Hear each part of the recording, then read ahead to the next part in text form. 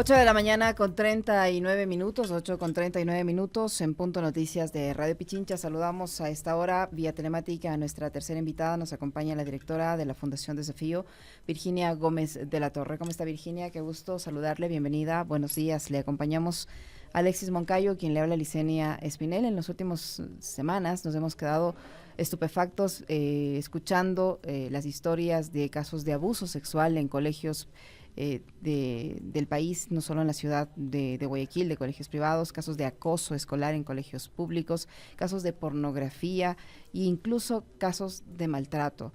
Y no hallamos explicación de por qué ocurren estas cosas y por qué hemos llegado a este nivel que nadie puede controlar, ni las autoridades de los colegios privados, ni las autoridades de educación han podido dar una respuesta. ¿Qué es lo que está ocurriendo? ¿Cómo ustedes analizan esta situación tan lamentable por la que atraviesa ahora mismo el sistema educativo y cuáles van a ser las consecuencias para los alumnos, para el entorno, para la comunidad educativa? Encienda su micrófono, Virginia, por favor. ¿Ahí? Ahí estamos. Ya, gracias, perdón. Bueno, yo creo que sentir asombro e indignación debería ser algo que tengamos desde hace mucho tiempo, porque la violencia sexual en el sector educativo, la violencia que viven niños, adolescentes y niñas en el sector educativo no es un tema nuevo, es un tema que tiene larga data y que ha estado documentado por investigaciones, por denuncias, por procesos jurídicos. El tema de la violencia sexual en el sector educativo no es solamente una violencia que se da desde los profesores, es una hacia las alumnas, digamos, una violencia que va más allá.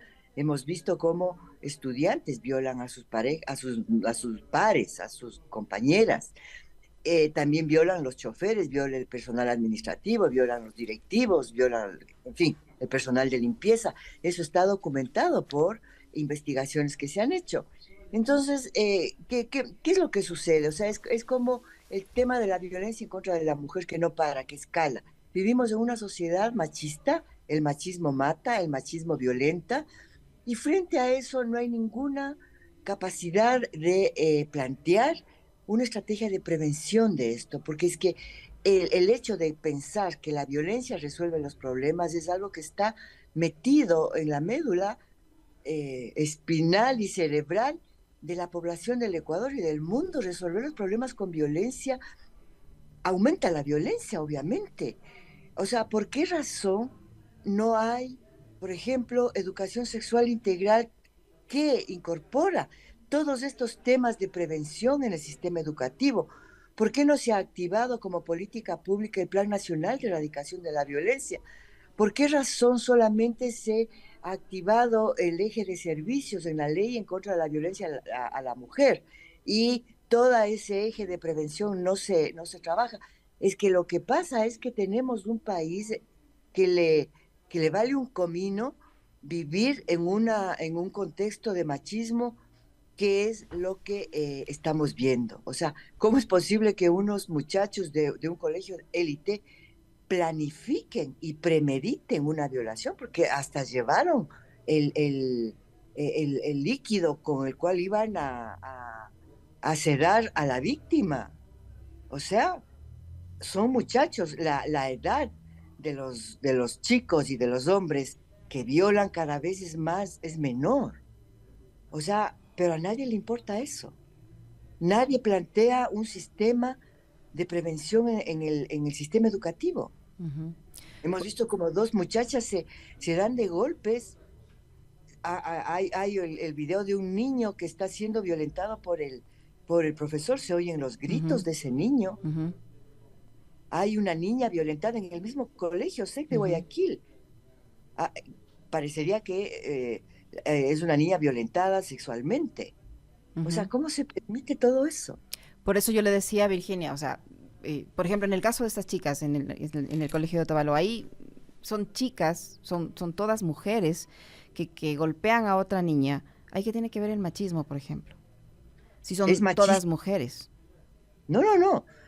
El machismo es una forma de pensamiento y de actuación que atraviesa a hombres y a mujeres. esas niñas, esas muchachas que se pegan y le pegan a esta otra, es Ujú, un acto de poder machista, porque el machismo es violencia. Nosotras las mujeres no estamos exentas de tener actitudes machistas y eso es una actitud machista. Que ujú, lo hagan una mujer, porque son mujeres, no quiere decir que no sea machista. El concepto del machismo va más allá de que solo sean los hombres. Las mujeres también podemos tener actitudes machistas y eso es una actitud machista. ujú, Entonces, es imprescindible trabajar este tema desde incorporar el enfoque de género en la educación, por ejemplo, que analiza, eh, estudia, demuestra que ser machista es malo. Ser machista no aporta al desarrollo del país. Las mujeres violentadas en el Ecuador gastan como no sé, 2 millones, 2.400 millones de dólares al año curando sus heridas, siguiendo procesos jurídicos, y los otros 2 millones y no sé cuánto lo gasta el país. ¿Eso qué quiere decir? Que el machismo está obstaculizando el desarrollo de este país. ujú. Esas niñas y esos chicos que no solo se atreven a hacer bullying, sino que estos chicos son potenciales femicidas, ¿ah? Un chico como estos tres que se atrevieron a violar de esa forma tan brutal, pues esos chicos también son capaces de matar. Y eso lo tiene que saber el país. El que viola, el que viola es un indicador de riesgo dentro de la escala de evaluación del riesgo. El hombre que viola también es capaz de matar. Y eso tiene que saberlo el personal educativo. O sea, este colegio, que incluso veo han sacado fotos ya de estos chicos graduados. Ujú. Virginia, la reacción de las autoridades educativas, tanto a nivel particular de cada uno de estos colegios como a nivel del ministerio, eh, la reacción se reduce a decir, se han aplicado los protocolos, se han dado mecanismos de acompañamiento a la víctima, pero en muchos de estos casos la víctima es la que termina siendo castigada más allá del proceso de por sí de acoso, de violación, cualquiera que sea estos casos. Por ejemplo, hay un tema en el colegio en Conocoto que una niña le involucraron con un video de connotación sexual, le empezaron a acosar y a la niña víctima le cambian de aula, le cambian de paralelo, cuando quienes le acosan siguen estudiando en el mismo curso. O sea, ¿cómo debería ser la respuesta de las autoridades educativas a la interna de los colegios o de las escuelas y del Ministerio de Educación para prevenir que estos casos ocurran y para sancionar cuando ya pasan y evitar que esto se repita? Mire, la respuesta tiene que ser integral. No pueden, como se dice vulgarmente, paños tibios. El código de la niñez y la adolescencia define lo que se debe hacer, pero no solamente en términos de hay que castigar. Yo creo que hay que castigar eso es un delito y por ahí tienen que tomar las acciones necesarias porque estos chicos son delincuentes, ¿sí? Entonces ahí el código de la niñez y la adolescencia define qué es lo que hay que hacer. Y, no, y estos chicos no pueden quedarse sin un castigo definido de acuerdo a la edad, pero el colegio tiene que desarrollar acciones de prevención y de reparación, como dicta la ley. O sea, esta chica, esta niña, por ejemplo, que fue violada, o sea, tiene que ser reparada integralmente. Parte de la reparación de esta niña, por ejemplo, es la no impunidad. Una chica violada o una víctima que ha sido víctima de violación como parte de su sanación y de su proceso, porque la violación no se la quita a nadie. La violación va a estar inscrita en su cuerpo para toda la vida, pero esa niña, aparte del apoyo psicológico, del acompañamiento psicológico, no solo a ella, sino a su familia y al entorno del colegio, pues esa niña necesita una reparación jurídica también, que es la no impunidad, porque es que no puede quedarse esto en nada. Estos chicos cometieron un delito y tienen que tener un castigo.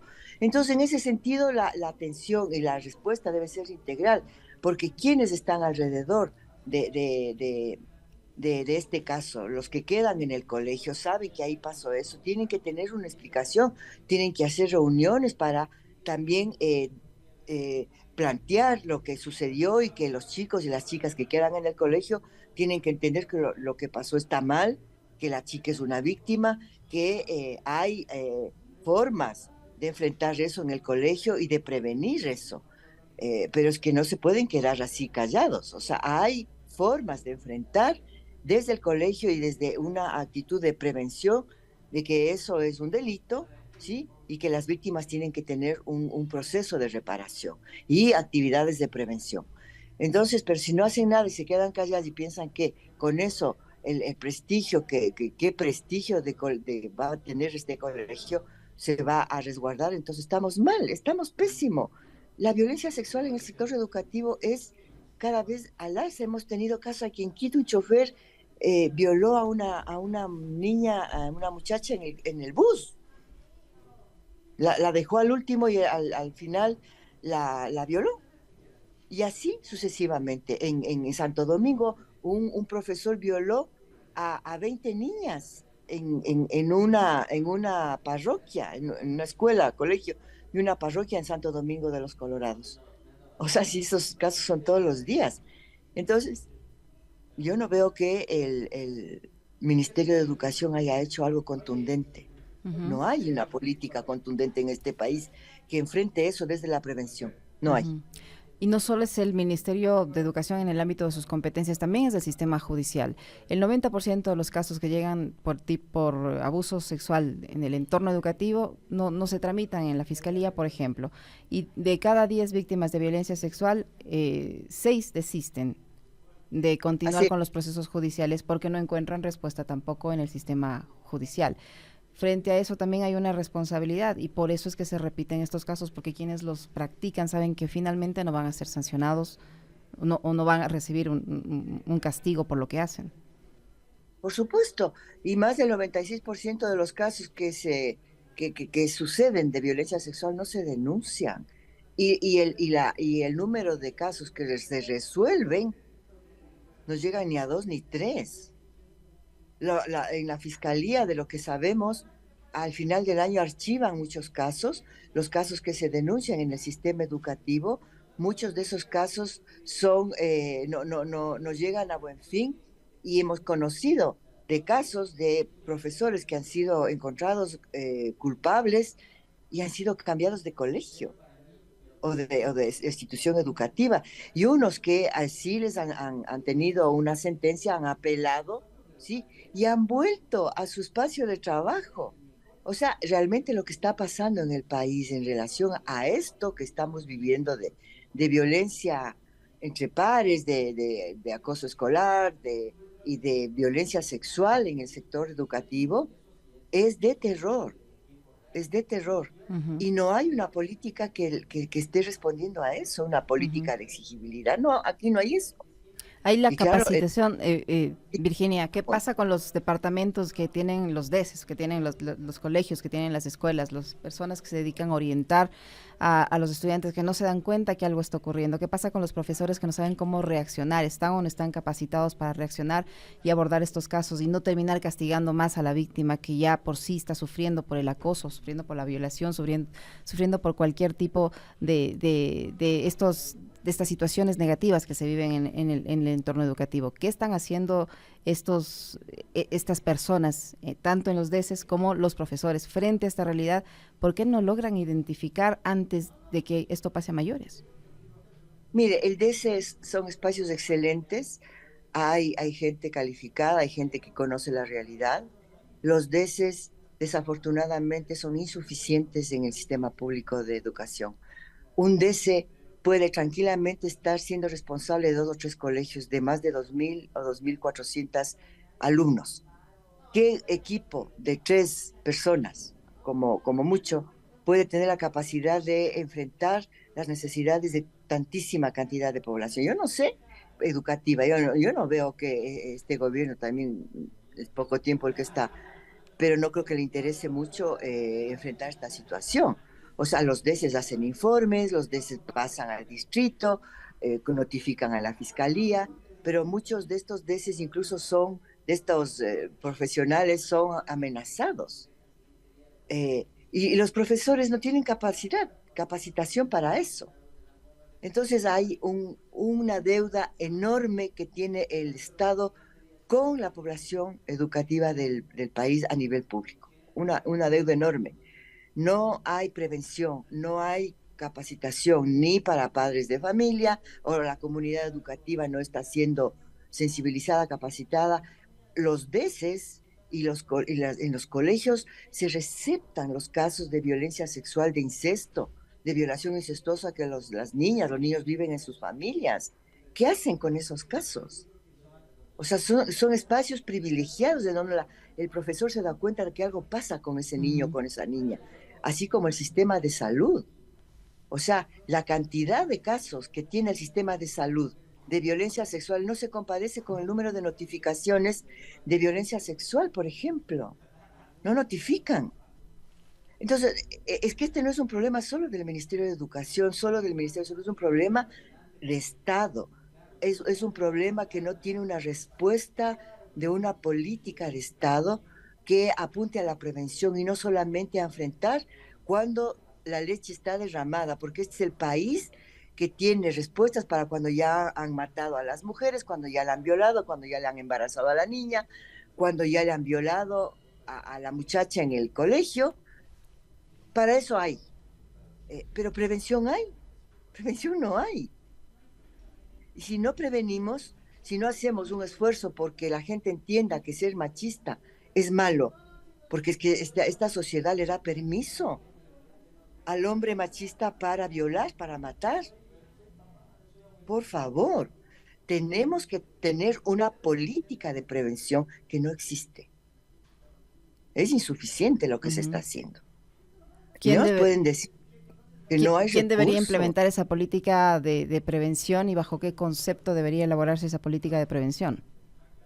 Mire, una política de prevención sería que el sistema educativo tenga, o que el país tenga una ley de educación sexual integral, sería una ley que promueva y que exija al sistema público y privado de educación a que impartan unos conceptos que tienen que ver con la prevención, con la información sobre violencia sexual, sobre violencia de género.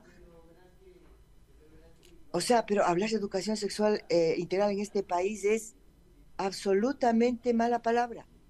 No, pues es que se inventan unas cosas ridículas que no tienen nada que ver con lo que es la educación sexual integral. Pero ¿hasta cuándo vamos a estar en manos de gente que tiene un pensamiento retrógrado y que piensa que dar información es pecado? Es un país laico. Necesitamos dar información de acuerdo a la edad. La educación sexual integral no es única, se hace de acuerdo a la edad. Entonces, que no salgan con cosas tan absurdas como salen. Una ley de educación sexual integral en este país es necesaria. Por ejemplo, que tenga enfoque de género, enfoque de derechos, que le dé a la niñez y a la adolescencia las herramientas para que entiendan cuando tienen una situación de violencia sexual, tienen que denunciar, tienen que pedir apoyo. La niñez y la adolescencia tiene que ser protegida. No le podemos dejar a la niñez y a la adolescencia que sean los responsables de su propia protección. Los adultos, los sistemas tienen que proteger a la niñez y la adolescencia. Y eso es dándoles herramientas de información para que pidan ayuda y sean protegidos. Pero no tienen eso los niños ni las niñas. ¿Cómo se va a permitir que un profesor viole a 20 niñas en una comunidad de Santo Domingo de los Colorados? De eso ni se entera, la gente no sabe. Claro, en el colegio se violan a una niña, es un colegio con personas que tienen posibilidades y se difunde todo eso, que esto está muy bien. Pero esto va a pasar. ¿Y en qué va a quedar todo esto? En nada.